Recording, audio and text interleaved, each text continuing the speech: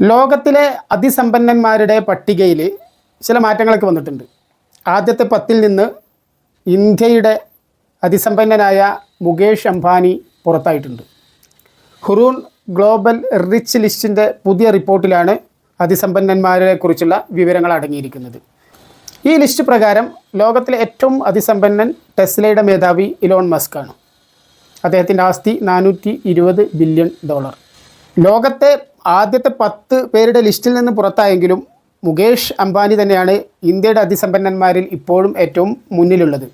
8.6 ലക്ഷം കോടി രൂപയാണ് അദ്ദേഹത്തിൻ്റെ ആസ്തി. രണ്ടാം സ്ഥാനത്തുള്ള ഗൗതം അദാനി 8.4 ലക്ഷം കോടി ആസ്തിയാണ് അദ്ദേഹത്തിനുള്ളത്.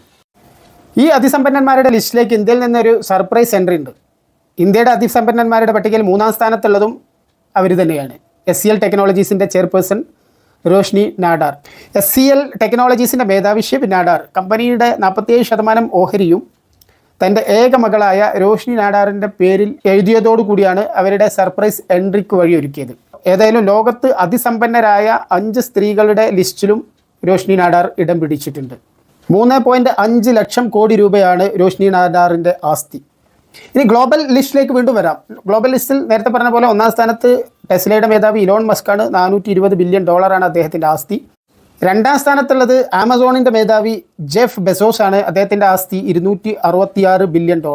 നിങ്ങൾ നോക്കുക അന്തരം, ഇലോൺ മസ്കും ജെഫ് ബെസോസും തമ്മിലുള്ള അന്തരം എത്രത്തോളം ഉണ്ടെന്നുള്ളത്. 3-ാം സ്ഥാനത്തുള്ളത് ഫേസ്ബുക്കിൻ്റെ മേധാവി മാർക്ക് സക്കർബർഗ് ആണ്. അദ്ദേഹത്തിൻ്റെ ആസ്തി $242 ബില്യൺ ആണ്.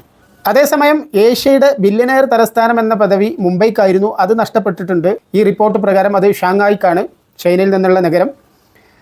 മുംബൈയുടെ ബില്യനേഴ്സിൻ്റെ എണ്ണം 90 ആണെങ്കിൽ ഷാങ്ഹായിയുടേത് 92 ആണ്. ഏതായാലും ഇന്ത്യയിൽ നിന്ന് കൂടുതൽ പുതിയ ബില്യനേഴ്സ് ഉദയം ചെയ്യട്ടെ എന്ന് ആശംസിച്ചുകൊണ്ട് ഈ വീഡിയോ ഇവിടെ നിർത്തുന്നു.